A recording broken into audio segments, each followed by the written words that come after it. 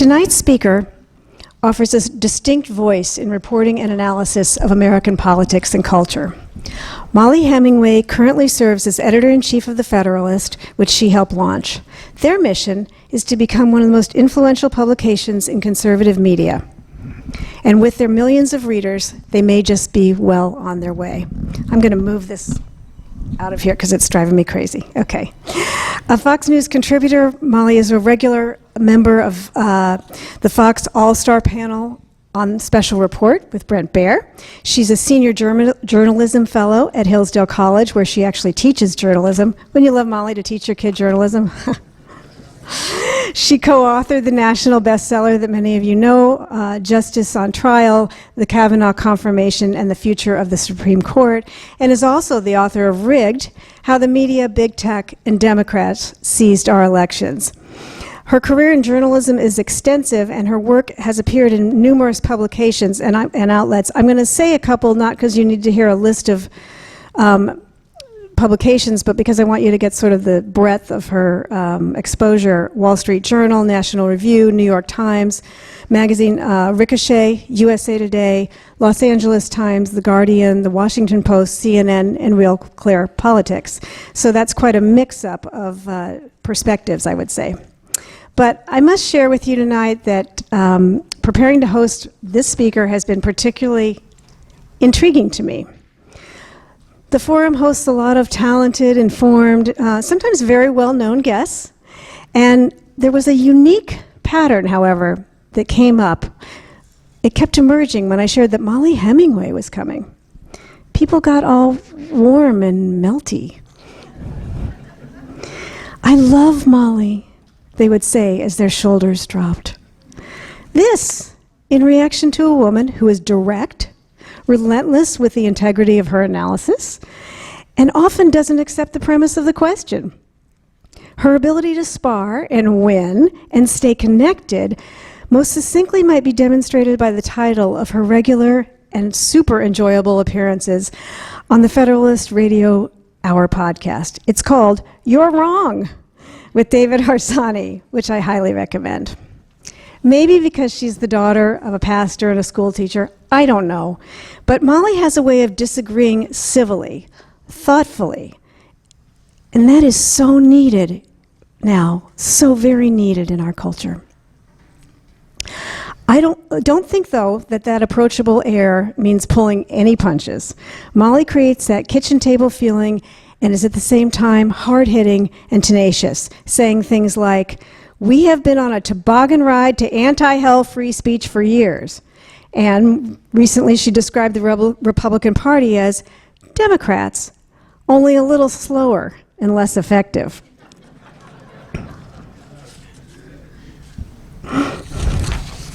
Mollie brings that super smart girl next door vibe that disarms people to hear some of the sharpest, most insightful and thoughtful analysis out there, including some strong feelings about Silicon Valley, which I'm sure she will share this evening. As Sean Davis, CEO and co-founder of The Federalist, says, "We have a country to save." And here tonight to do her fair share in doing that, please help me welcome Mollie Hemingway. Well, thank you very much, Jane. That was lovely, and I really love being here with you, and I love being in California. I actually grew up here in the Central Valley. I don't get to get back as much as I would like to, so it's just wonderful to be able to spend a couple days here. And I'm excited to talk. What I wanted to talk about was kind of like making sense of what happened in the November midterms and thinking through what went well in the few places that it went well. So if you remember where you were, a month ago, 6 weeks ago, everyone thought that the midterm elections were going to go very well for conservatives. And, it needs to be said that conservatives generally find the Republican Party to be the means by which they can achieve things. So when I say things were going to go well for conservatives, people thought it was going to go well for the Republican Party. Polls indicated that Republicans had a 3-point advantage in the generic ballot. That never happens for Republicans. They can actually do well even if they have a 3-point deficit in the generic ballot, meaning if you just ask people who they're going to vote for. Like in 2020, they had a 3-point deficit in the generic ballot, and they still picked up like a dozen or more seats in the House. So people thought with a 3-point, that they had a 3-point advantage, that it was going to be a landslide. And there were many reasons to think that. It just felt like it was going to be that way. Joe Biden has really low approval ratings. The direction of the country is not great. There are problems with not having a southern border. The economy is clearly quite sluggish. Inflation is really bad. I got a kick out of everybody today was really excited because the CPI came out at only 7% when they'd been predicting 7.2, and so they were celebrating, and I'm like, it's still 7%. Like, this is very bad. But anyway, everyone thought it was going to be massive. And then it wasn't. Like, Republicans took the House, they lost a seat in the Senate. It just was not what people thought it would be. And what's weird about the whole thing is that the polls were actually right. At the end of the day, Republicans actually did have a 3-point advantage in the generic ballot. They had millions of more votes than Democrats. So what happened? And I think it's really interesting to look at what Democrats did well.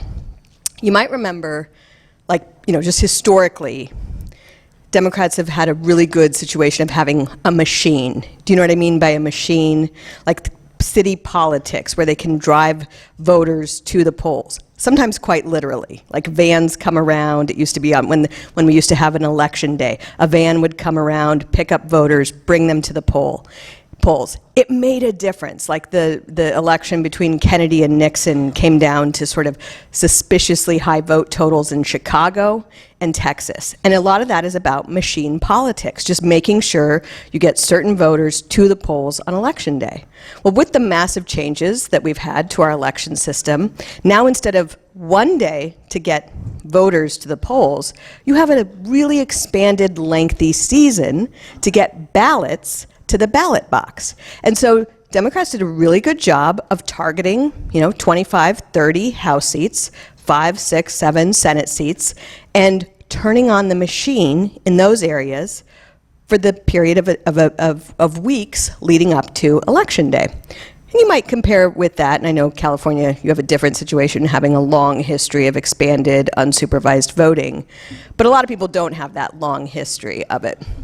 But a lot of Republicans still think of Election Day as a thing. And so they're trying to build momentum and get people persuaded to get people to actually show up at the polls on Election Day. And meanwhile, Democrats were sort of wisely banking ballots in the weeks leading up to it.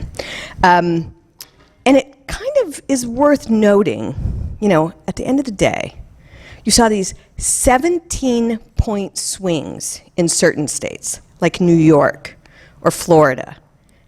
But it felt and looked exactly the same as what we saw in 2020 in Georgia and Arizona and Pennsylvania. And so it's worth saying, how did that happen? How were there 17-point swings in certain states and then just like a grinded out nail biter in the same exact states where that happened in 2020? And so I do think it's worth looking. Everyone keeps talking about Florida, and I do think it's really worth looking at Florida as where things have been done differently than in much of the rest of the country. And people usually, when they're talking about Florida, they're talking about candidates, Ron DeSantis in particular. I'm hot. Okay. Hold on. So when people are talking about Florida, they're usually talking about Governor Ron DeSantis. And I think it's interesting, to just remember that he narrowly won in 2018. It was a huge shock, actually, when he did win. He had an opponent, Andrew Gillum, later caught naked, drug-addled, in the midst of an orgy in a hotel room in Miami, not where you want to be pictured. But he narrowly beat him. I mean, it was a really tight race in 2018. Ron DeSantis had been a member of Congress. He'd kind of distinguished himself as having shown a bit of courage. For instance, he had fought against the Russia collusion hoax. He had won his nomination because Trump endorsed him. He was actually not the establishment pick, but he wins narrowly. And almost immediately, though, he starts showing, well, actually I would say, really, he shows leadership during the COVID era. He takes that leadership and he just runs with it. Showing, I'm not saying it was perfect. He certainly, was part of the school shutdown hysteria that hit so many people. But he kind of quickly eases up on that. And he didn't pussyfoot around when it came to taking on woke corporations, made quite a bit of news with how when Disney got involved politically in trying to fight the Florida legislature's attempts to stop some of the grooming that was happening in government schools. He fought back really hard against Disney, and it made a big difference, opened up those schools. So it wasn't just having a deregulated economic environment that brought a ton of people to Florida. It's actually funny. By the way, I hope you all know California is a much better state to live in just in terms of nature than Florida. Florida is hot and humid, like so many months out of the year.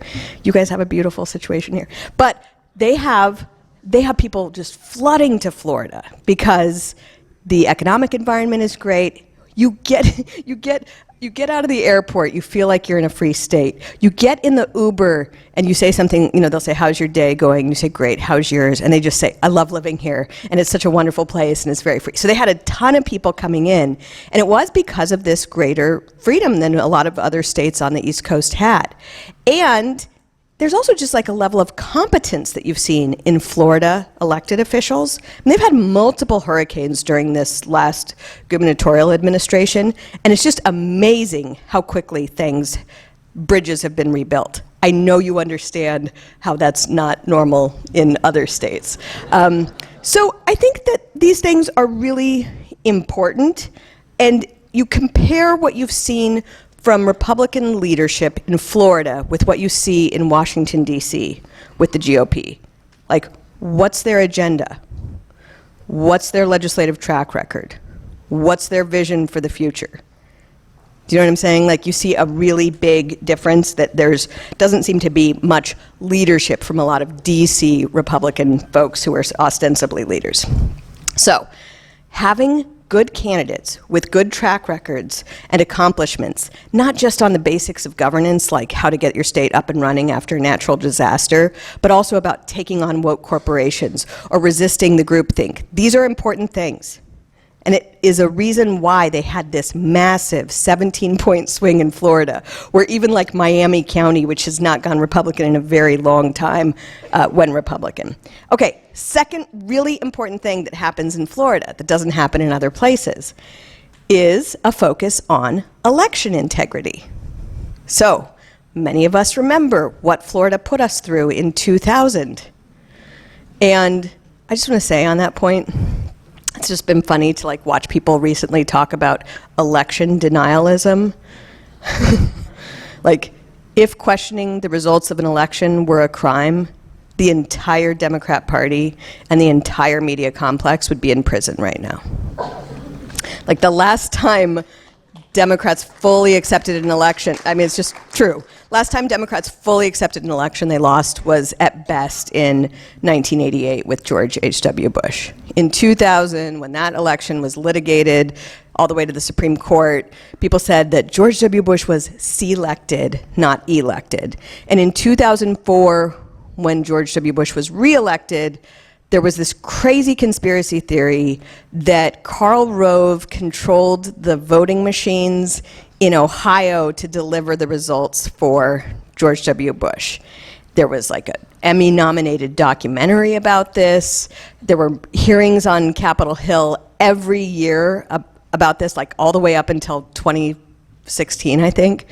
And it's just kind of, and then of course there was 2016 when there was this crazy conspiracy theory about Russia colluding with Donald Trump to steal the election. So it's always interesting when people talk about election denialism. But 2000, really bad year for the country for presidential elections. And what Florida did is they began working on improving their election system so they would never put the country through what they had put us through ever again. And it took, I mean, it's not like done. They work on it every year. Every year, the Florida legislature pushes new improvements to secure their election. They're not even, like, they're not even that great. I mean, they're much better than most other states, but they still have a ways to go. So like a couple years ago, they banned the private takeover of government election offices. This is something that happened in 2016 when, you know, your buddy Mark Zuckerberg spent $419 million to take over government election offices to run get out the vote for Democrats, all aspects of Democrat get out the vote operations in the blue areas of swing states. Brilliant strategy, by the way. Evil, bad, very bad for the country, but brilliant strategy. And so Florida banned those a couple years ago. This year, I mean, they had like a whole set of things they did. This year, among the things they did to improve their situation was set up an election fraud office with teeth so you could actually prosecute election fraud, which is good not only for the purpose of prosecuting election fraud, but also to make it so that people don't want to commit as much election fraud. So they've worked on this like over and over for years. And then finally, I think the third important thing to think about what they've done is fully embraced this change we have in how we conduct elections. And I just want to tell you, I hate this change. I think it's bad for the country that we have election seasons instead of election day. Are you aware that California and Texas are the two states responsible for putting us on this bad pathway where you can have no excuse absentee voting, which has turned into widespread unsupervised voting? In the last book, I interviewed former Attorney General Bill Barr, and he said that he thought it was just unhealthy for society to have these seasons of voting. He compared it to telling a jury in a jury trial that each member of the jury can come to their verdict whenever they want to. He said there's something healthy, and I agree with this, about people working together through a campaign season, debating the issues, watching debates, deciding who they're going to vote for, all going to vote roughly at the same time, and then getting the answer on the same day. It is so weird how we have deteriorated as a country from being able to do this to now not being able to do this in most places. So, having said that, most of you people apparently agree with this widespread unsupervised balloting. You love it. So there's very little chance that we are going to move away from it. And, meaning most of the country loves it. They actually like a lot of election integrity issues. They believe in voter ID. They don't want to see fraud being too easy to be done, and yet they love this. So if that's true, then what people need to do is just accept the reality of it and start playing the game according to the rules that are out there. And this is what Florida does. They, every day, they understand how many ballots they need to bank. And I talk about ballots because I think it's a really important distinction. So years ago, people thought that in order to be a voter, you had to, that like the ideal voter would be someone who actually knew what the issues were, knew there was an election, knew who the candidates were. That is so long gone. Nobody cares about that anymore. Now it's just, do you or did you ever have a pulse? Can we get you to register to vote? And can we get a ballot associated with your name into the box? It's a totally different operation. You might have noticed this year, there were fewer debates, or there would be one debate late in the season. Candidates didn't seem to really care if they were persuading people in certain places. It was eerie to me watching in Arizona that, who's the woman who won for governor? Hobbs. She seemed oddly confident for a woman who also sounded like she was 13 years old and didn't really have an agenda or anything. And it was just kind of weird. Like, she understood it was a ballot banking operation. And a lot of Republicans are still acting like they're going to convince people that they're the better candidate and here are the issues that matter. That's just not the way the game is being played anymore. So Florida gets this. They bank ballots. They count how many ballots are being banked each day. They understand how many they need to win. And so by the time you hit election day, they kind of know if they're going to win or not. And so when you look at Florida and you say, why was it different? That's what I think it is. The candidates, the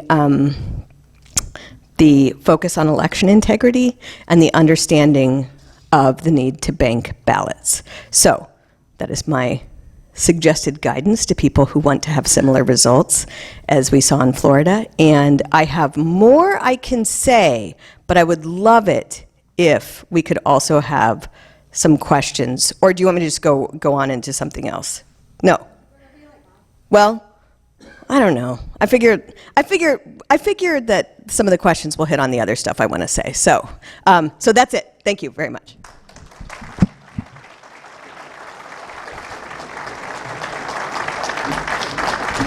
By the way, is my friend Joel Pollack of Breitbart News here? Yes, he is. There he is. Okay, sorry. Who you all should read, and that is very cool that he is here. Came up from the southern part of the state. Joel, welcome. We're thrilled to have you in the House. I wish you had been representing Illinois in the Congress, because I think things fiscally in this country might have been a little different if Joel Pollack had been voting on them. So I always tease that I get paid in being able to ask the first question here, so I'm going to do that. But what I really think about is that, as I'm listening to Mollie, I was thinking about what Jack Posobiec said this week. He said that, this is not a warfare where we're fighting with swords. We're fighting with words. Right? We're fighting with words. And it's basically a war of narratives now, and we are very, very fortunate to have Mollie on the side of freedom. Who said that, actually? Jack Posobiec. Yeah, I actually think that's a really important way to look at things. Information warfare is where we are. You see how important it is for the left to control what you're allowed to say, who you're allowed to say it to, where you can disseminate information. And, people kind of celebrate how trust in the media, corporate media, is at an all-time low. It's something almost like cartoonishly low. It's like 9% of the country trusts corporate media. That's a great number. It should be lower, but it's a great number. But the bad thing is they still are able to set the agenda about what gets talked about, what gets done. Like if corporate media wants an impeachment, they get an impeachment. If they want to make something like the big issue that you talk about for an election, it will be. And so they still have way too much power. And I do think people who don't like their power need to invest much more heavily in understanding how to fight their narrative and propaganda. Okay. One of my, I was going to say favorite phenomenons, but I guess it's one of my greatest pet peeves, is this failing up. It seems like those on the left always fail up. Like if they do something despicable, they get a show on MSNBC, or they fail up. So I wanted you to comment on this. You called James Baker the Forrest Gump of corrupt government officialdom. Will you please explain that? Yeah. So James Baker recently got fired by Elon Musk from Twitter. Agreed. He was deputy general counsel at Twitter, and he got first. It's just amazing he was still there. He got fired for meddling in the release of information about Twitter's widespread coordinated suppression of dissident and conservative voices. What's interesting is he came from the FBI, where he was general counsel. He was really good friends with this guy, David Corn at Mother Jones. Interestingly enough, David Corn of Mother Jones was one of the first people to write on the Russia collusion hoax. James Baker was involved in receiving information from Michael Sussman, a top Democrat lawyer, about another aspect of the Russia collusion hoax, which was dealing with the Alpha Bank. And he left the Department of Justice, he left the FBI. He left DOJ right as they were working on a leak investigation, and they were kind of closing in, and he left at that time. So in Forrest Gump, how he's like pictured with all of these major events throughout history, and I just think it's interesting, like James Baker sure seems closely allied with all of these instances of corruption from law enforcement and intelligence agencies. And Twitter was working very closely with the FBI to suppress news and information during the 2020 election. And I'm glad that we're getting a little bit of news about it, but there's so much more. Or as I saw someone say, boy, it's sure great that it was only Twitter that was colluding with the FBI and Department of Justice and not Facebook and Google and all these other people. In fact, what these other big tech companies are doing is probably so much worse. I mean, you take Google, maybe some of you are familiar with it or work there or know people who do, but they control search, and it is an aggressive deplatforming of effective conservative voices. I mean, seeing Joel here, conservative media have been, any conservative media that's worth anything has to fight Google completely suppressing them in search. I can put my own name, a title of a piece I wrote, the publication where I wrote it, if it's The Federalist, and it's very hard to locate. They also control advertising revenue for a lot of people, and they actually try to deplatform people based on that control they have. They control, YouTube. They control so many different aspects of the way that we read and learn information, and it's just terrifying the role that they can have, whether it's on what we can learn about COVID, what we think about race relations, what we think about education. It's just really awful. So a question from the audience. A lot of people are wondering about the media shutting out the news about the release of Twitter. So what about this concept of deciding not to cover? Is there a journalistic precedent for this, and how can it be countered? So the question is, there's this explosive news coming out of Twitter that's been released on Twitter about how Twitter meddled in the 2020 election, how they deplatformed people, how they shadow banned effective voices during the COVID hysteria. And yet there are publications and media outlets that have either not covered it or almost not covered it.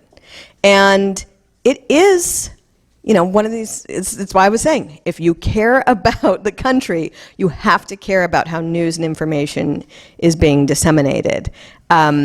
I do think there's a precedent. I think actually deciding what not to cover is one of the most powerful tools that a journalist has. And as reporters get more and more politically small and small-minded and group-thinky, it becomes a much bigger problem. What's interesting about this, though, is that the power of social media has always been that you can work around the media. And so it's still getting out there. It's still good. But people should not in any way treat corporate media like they are in any way legitimate. And I do think there's an issue here. So you will see, what did I just see? I'm generally pretty positive about the new Republican control of the House, but I saw that one of the incoming chairmen of one of these committees gave a story to CNN to release about what they were going to do. For the love of all that's holy, you cannot expect change when you reward these corrupt media entities by giving them stories or talking to them as if they're normal. I mean, I live in Virginia, and there was this debate for the governor. We have off-year elections, and so the governor's race was last year. And the Virginia Republican Party agreed to have a debate hosted by Chuck Todd. Chuck Todd spent years berating any Republican who showed up on his show and asking them why they weren't doing more to stop the Russia collusion that was clearly happening. And if you reward him by treating him as if he's someone who in any way has any business anywhere near your candidate, why would you expect him to change what he's doing? If you go on these shows or if you talk to these people, you need to be holding them accountable. You need to be saying, I came here to talk to you about how you lied to the American people for 4 years, destroying the previous administration, threatening the country with your lies. And if you're not going to say that, don't show up. It's just that simple to me. Anyway. Want to make a comment on Mitch McConnell's leadership? Well, was there?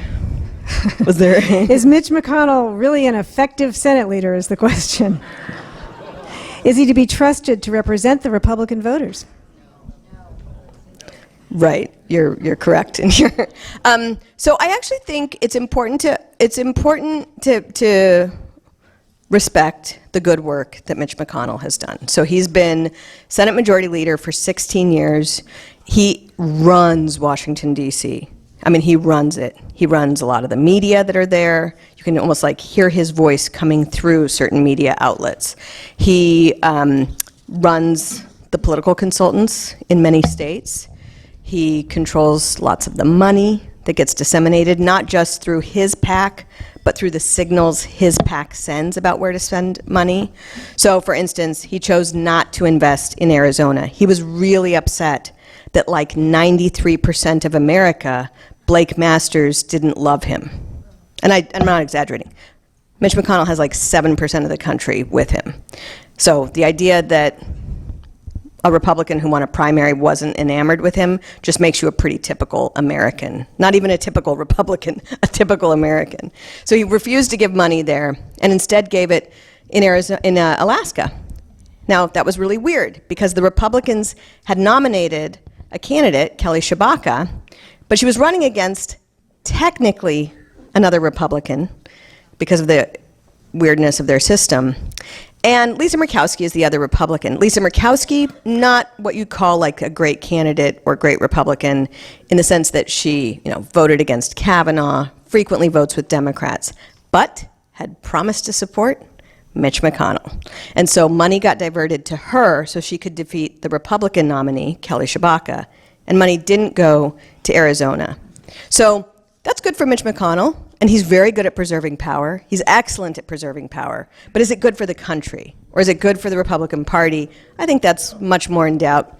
And when you don't give money to a race, it sort of sends a signal to everyone else. And by comparison, I just want to say, Lee Zeldin ran for governor of New York. It's insane for any Republican to try to become governor of New York.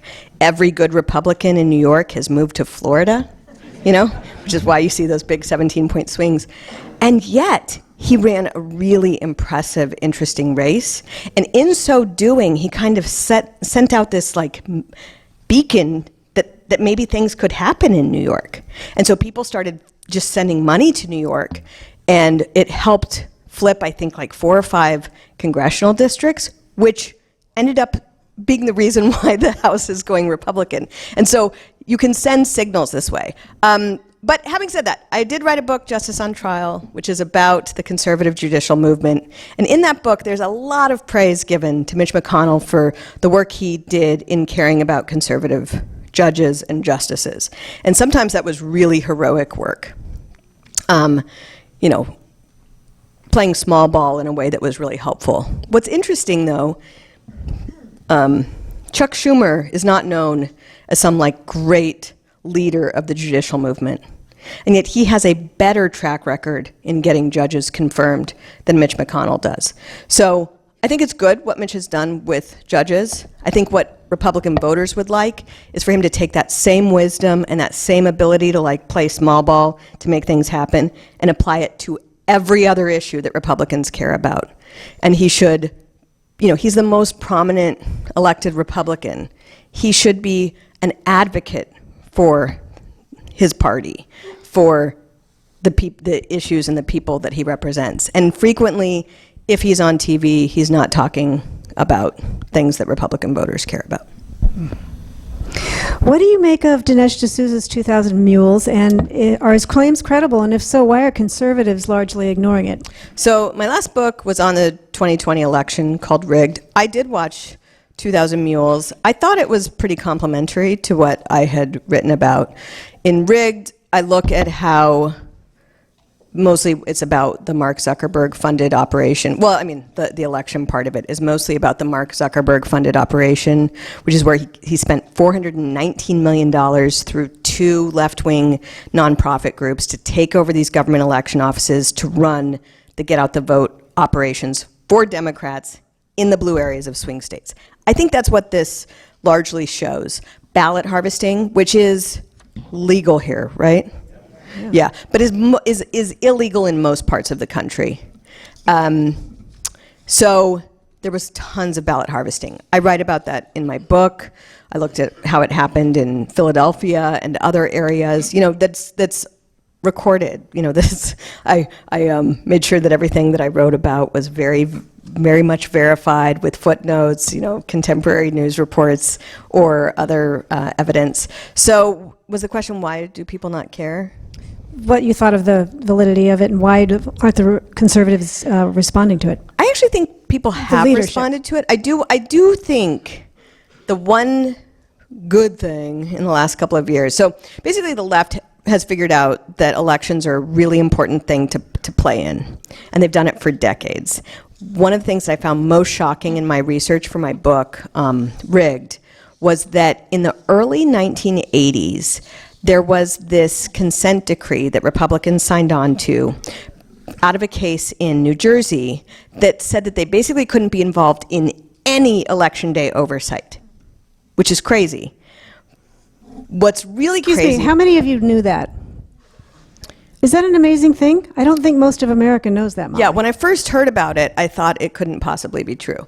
But I looked into it, and I was like, oh, wow, this really is true. What's crazy about it is that the judge who put the Republicans under this consent decree was crazy left-wing, I think Carter appointee, and he retired and then took senior status, where you can continue to oversee cases that you ruled on.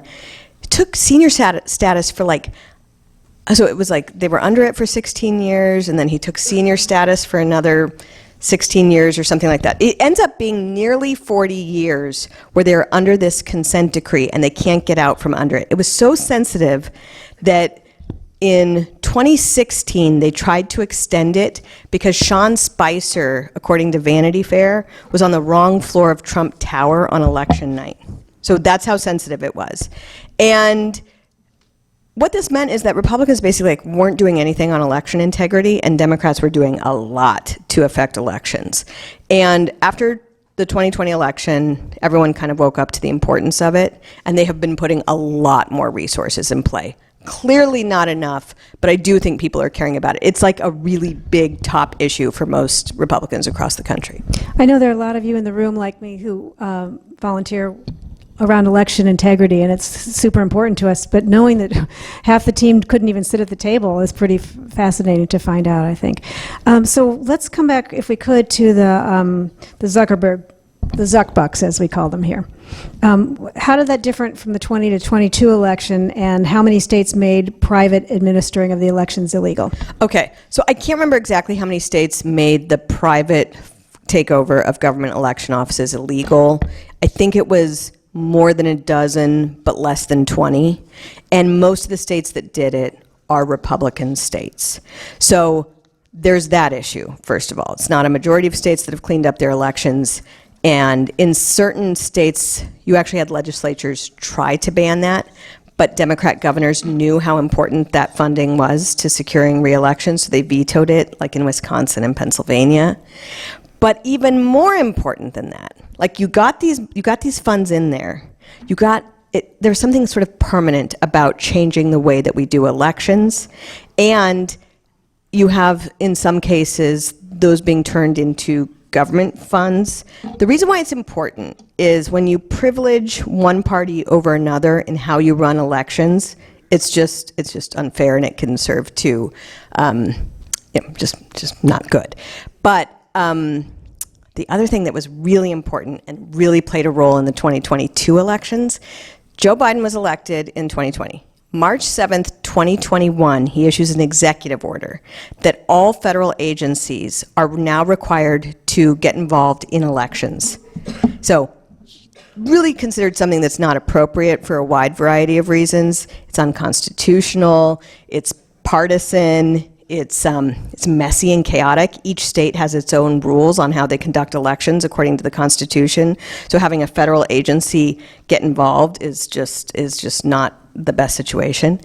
Each agency was required to turn in its plan for how to meddle in elections to Susan Rice. If you're wondering about the partisan nature of this. By that September, so September 2021. Well, a lot of good government groups and members of Congress asked for those plans.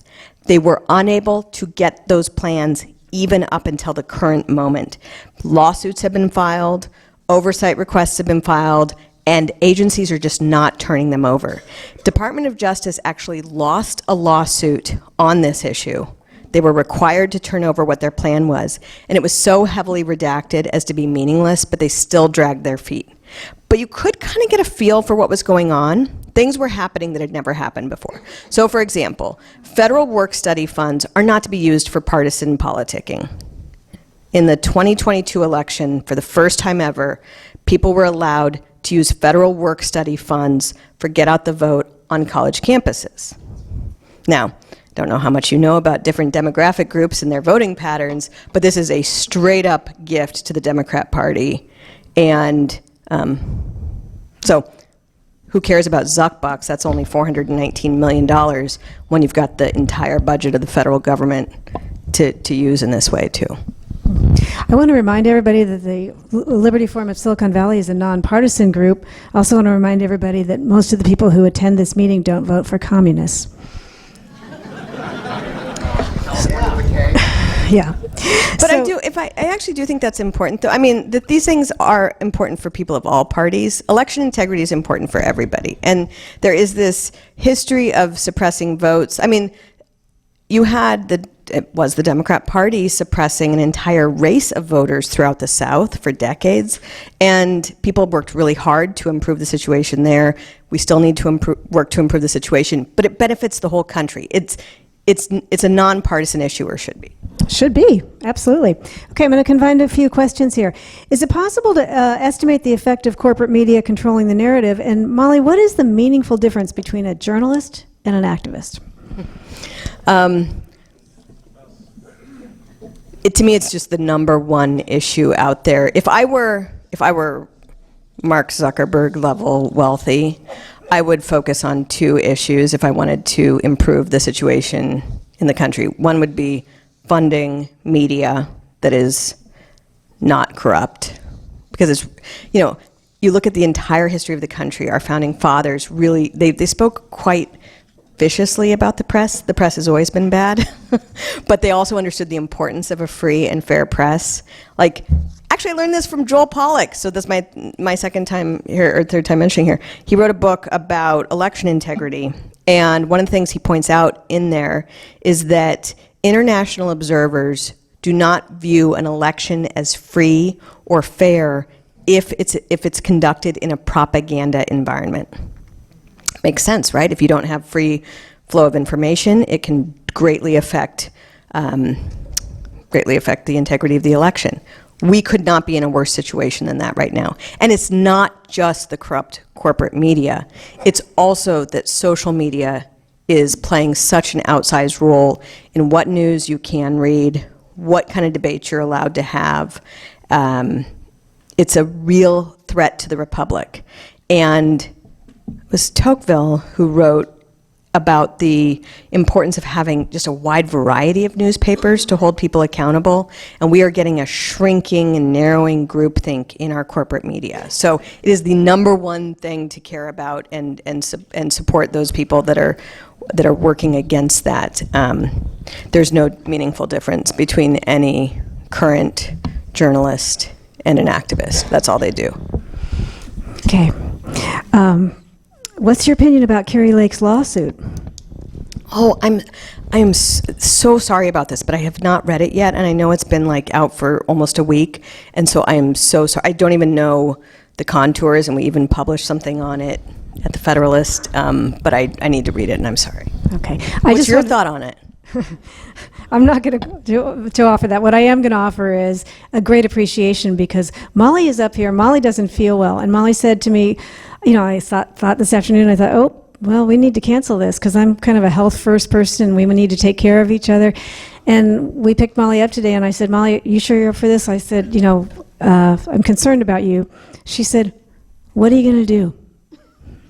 Right? So if I pass out here in a few minutes, you'll be like, okay, well. Can we keep going for a few more questions? Or okay. All right. So here's one. Any evidence? Wait, I meant to say one thing about Arizona. So again, think about how Florida responded to their 2000 election debacle by working so hard to improve their system. Now they count however many millions upon millions of votes are all done, counted, and they're pretty close to exact within a few hours after the polls close. And then you compare how Arizona, and no offense, because I know some of you people are close there, Arizona was a disaster in 2020, an embarrassing, humiliating disaster. It took weeks for them to count their votes. there were messes all over the place. And then they responded to that by having like an even worse disaster in 2022. They are not taking it seriously. They are not doing what they need to do. I'm deeply concerned about Maricopa County's Board of Supervisors and their county clerk. They're just kind of like laughing about it. And I was just looking at some FOIA records from that county, and it was a complete mess. They didn't know what they didn't know. Machines breaking down left and right, and everyone who cares about elections should work as much as they can to improve them. Well, you mean you're not a fan of elections where you can validate your own election, or? Well, that seems slightly problematic to me. Yeah, that's always the case though for a Secretary of State, right? They have lots of Secretary of States who oversee their own election, technically. As long as they're not personally involved, it shouldn't be a problem. But boy, did she seem confident. Also, do you remember Joe Biden, right before the election, everybody was predicting utter doom for his party. And he got out there and he said, the most important thing is that you accept election results. And I was like, what's this guy smoking? He's about to, and it's like he knew. It's just amazing. Well, wouldn't it be kind of fun to watch Kari Lake be the head of the RNC?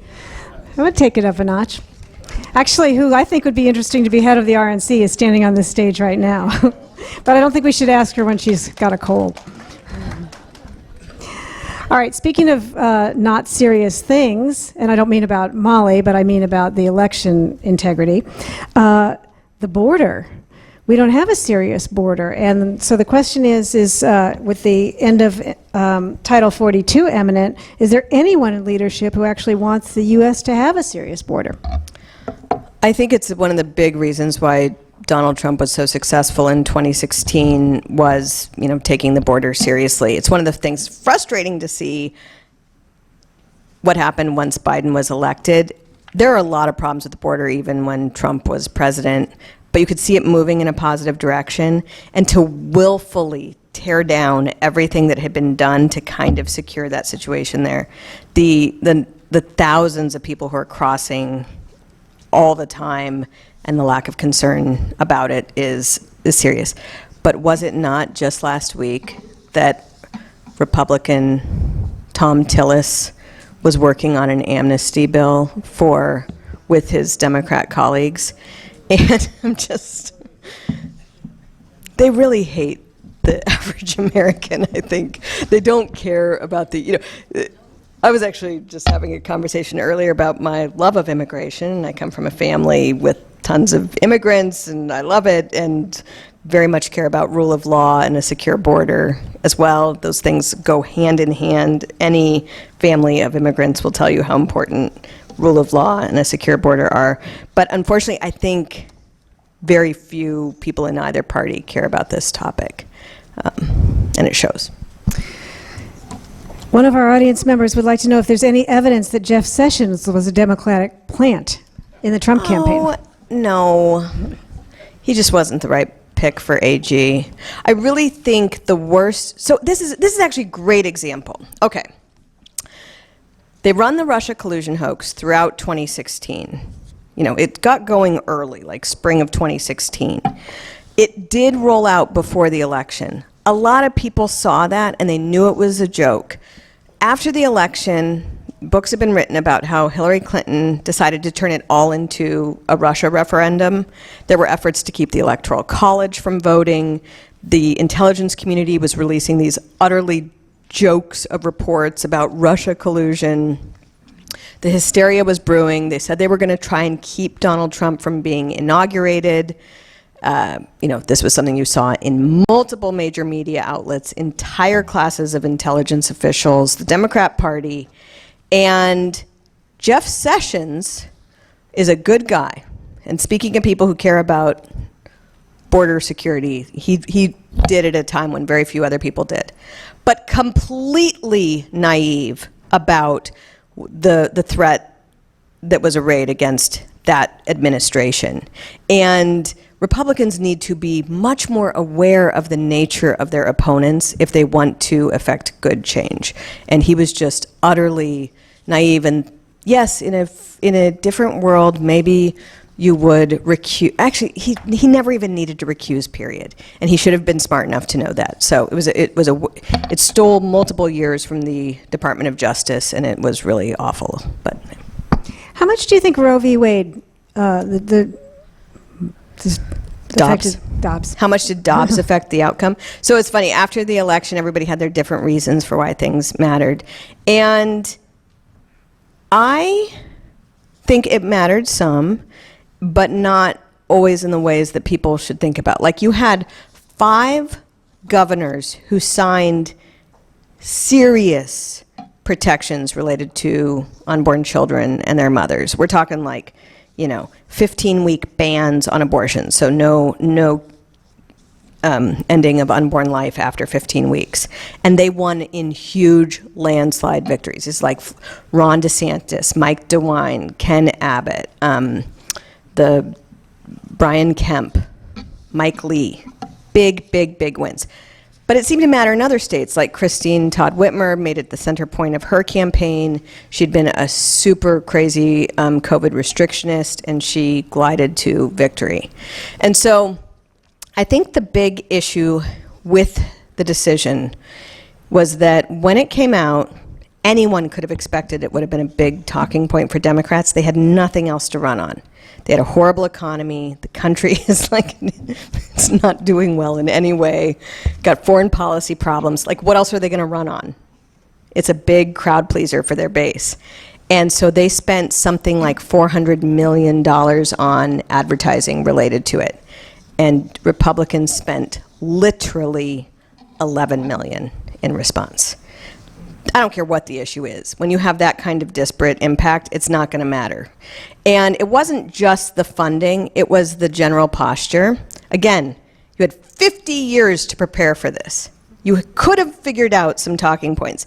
And people were just signaling that they didn't want to talk about it. The Dobbs decision, which I highly recommend reading, is an incredibly moderate decision. It's not where Clarence Thomas was. He had the full 14th Amendment protection concurrence. It says that this is an issue that's not in the Constitution. That's correct. And that it's for states and for Congress to decide what they want to do. It's correct. It's a very moderate decision. It doesn't even take a position on it.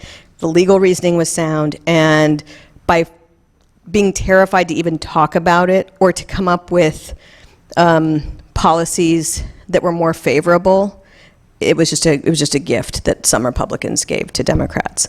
And just again, I think 75% of the country supports at least some restriction on abortion.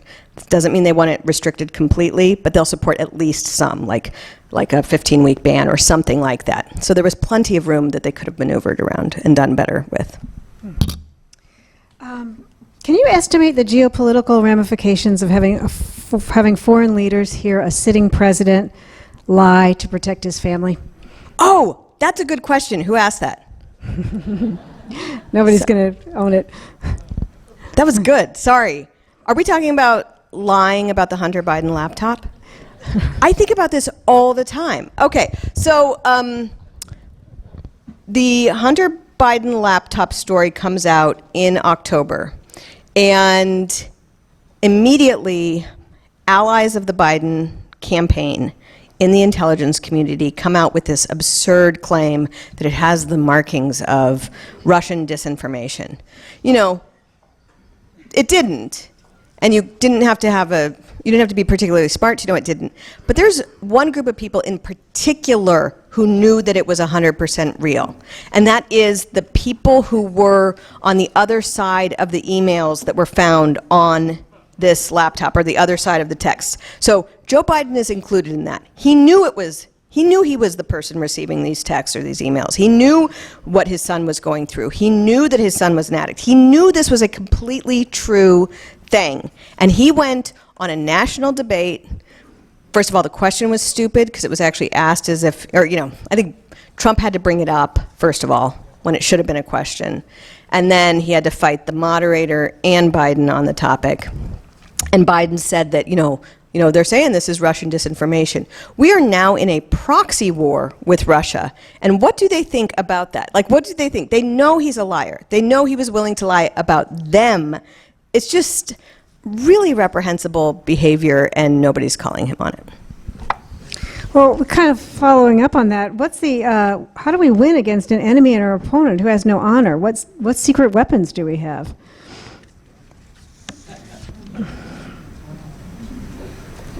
Second Amendment. Yes, First Amendment.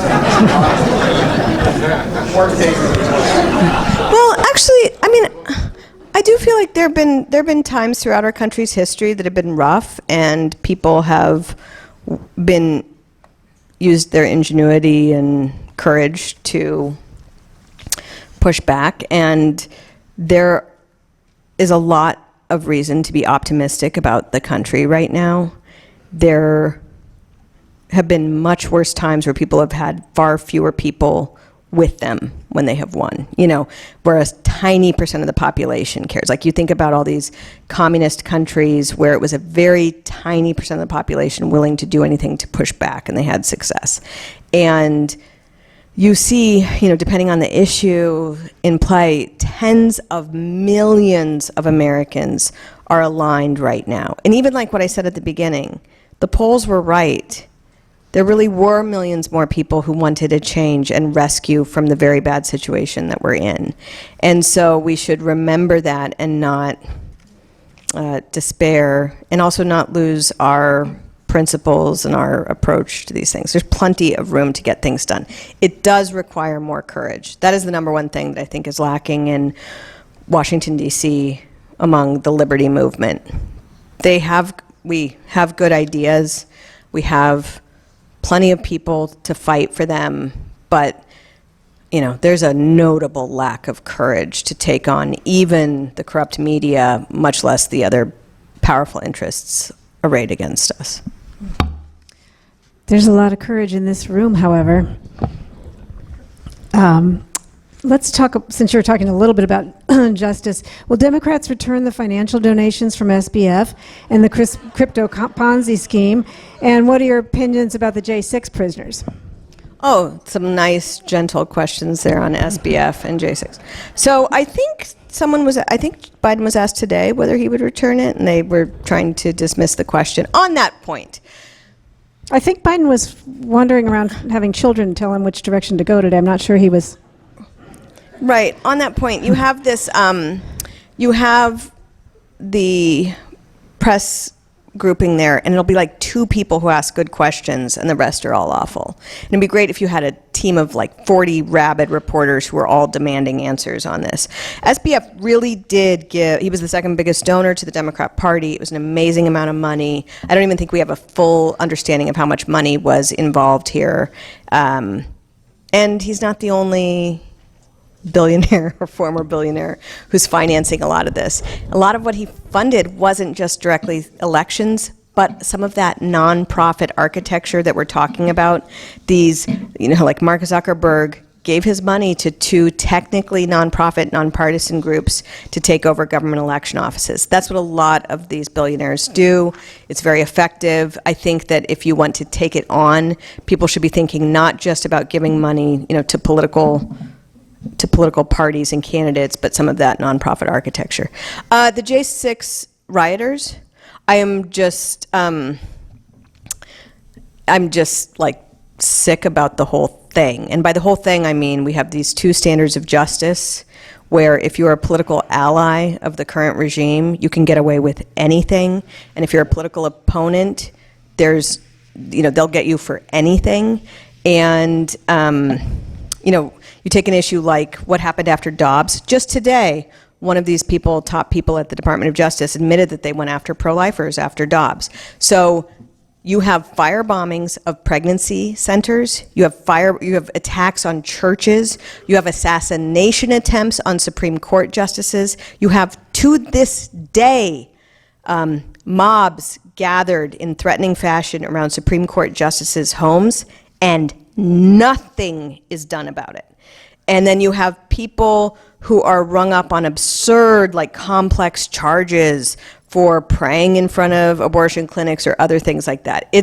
You cannot have 2 standards of justice. You cannot have a country, you can't have a republic where you have that. And so similarly, we had in 2020 widespread political riots, race riots. We had widespread, like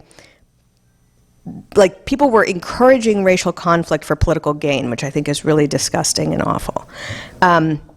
Dozens of people were killed in these Antifa-led riots. There were attacks on the White House, on federal courthouses, on police precincts, on national monuments, and basically nothing was done about it. Basically nothing was done.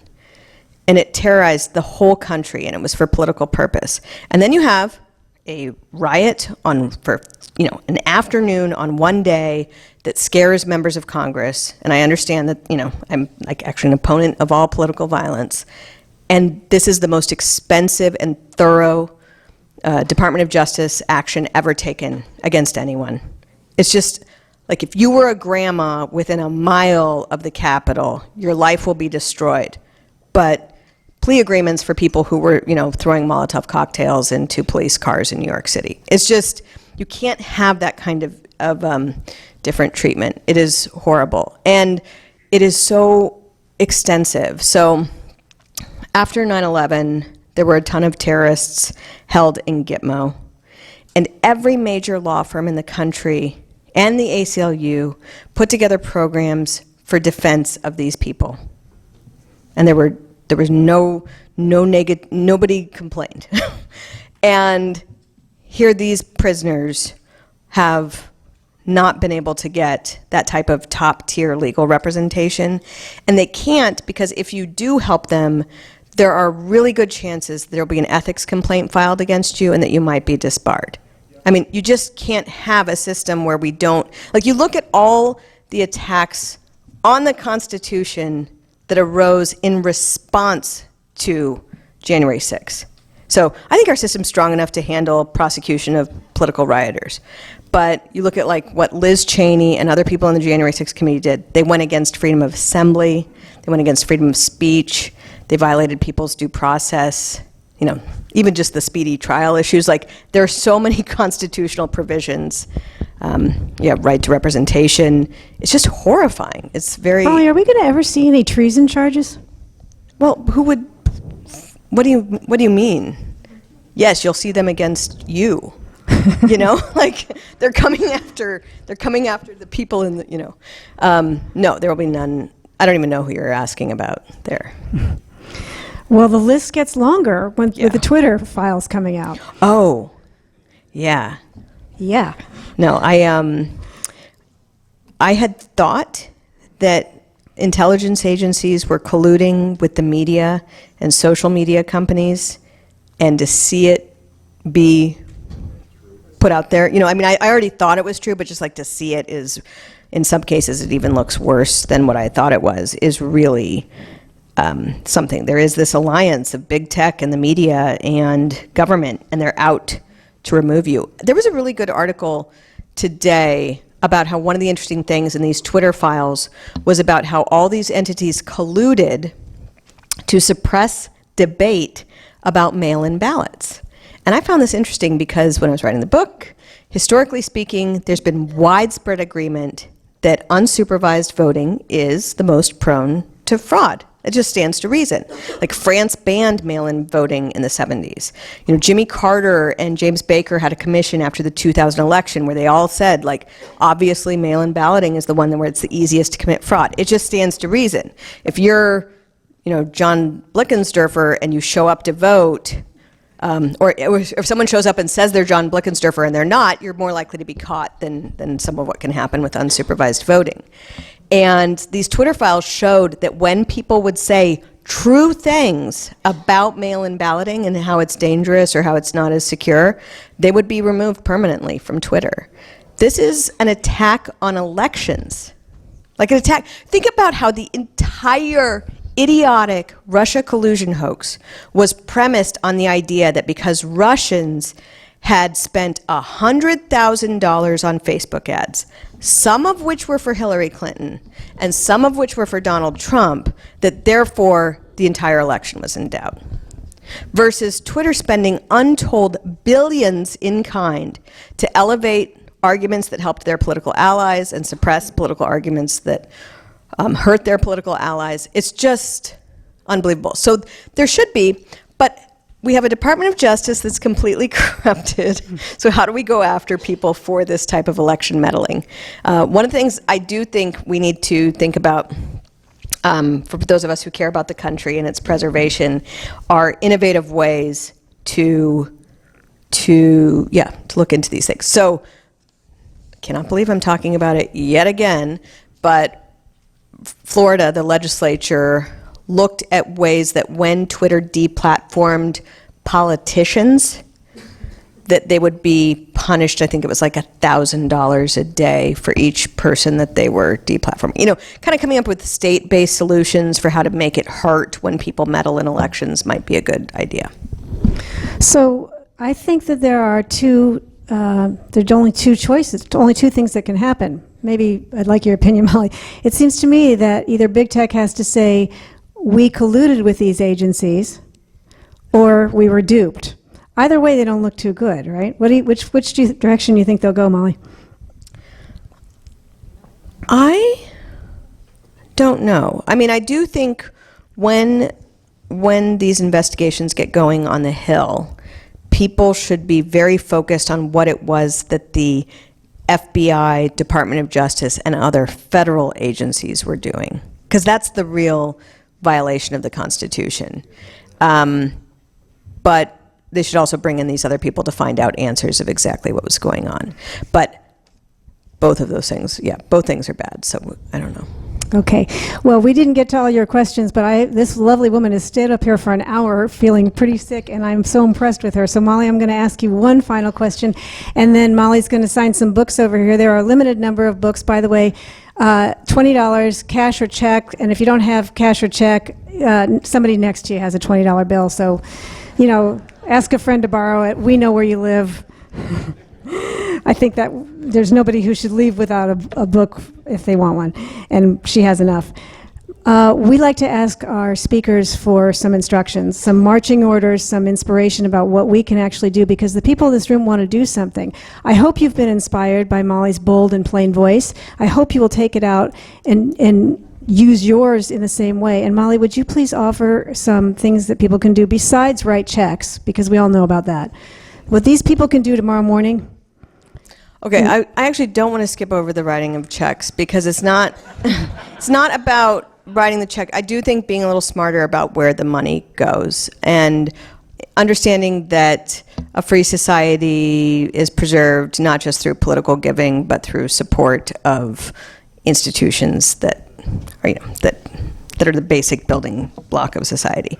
I actually, forgive me, but I think one of the most important things is to focus on your own family, to be good parents, grandparents, spouses, friends. That is really important. We are living in an age of atomization where they're trying to divide us and separate us. And doing things like this are actually really important. Talking to other people who share your views, it's really important. I really commend you for doing it. Now, it's not sexy, it's not exciting, but I really do think getting involved in local elections is very important. And don't think of that, again, as something you do on election day. It's election season, and it's elections every day. It's not something where, like, in 2 years you'll think about it again. You should be thinking about it right now. What are your voter rolls? What are your, just like getting really familiar with the system, working on training people to oversee these things. It really does matter and make a difference. And then just seeking out news and information and understanding the amazing amount of control that people have over what you read and what you can see. So working really hard to make sure that you're being well informed. Is that exciting enough or no? Well, it's what's accurate. Pray. Mollie, Also, praying is good, and praying is really good. Yeah. Right. So I've been saying it's all hands on deck for liberty, and we're so fortunate to have Mollie's hands on our deck tonight, and we thank you so much for being with us. We're just super appreciative for your wisdom and your tenacity in your writing, and that you're still here fighting the good fight. Mollie Hemingway, thank you so very much. Thank you so much. Really appreciate it.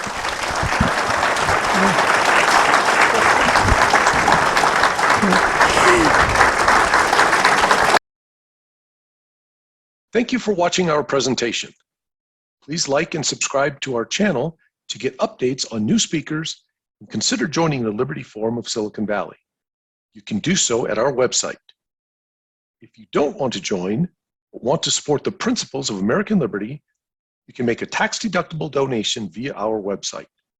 The links are in the description. Thank you again, and stay free.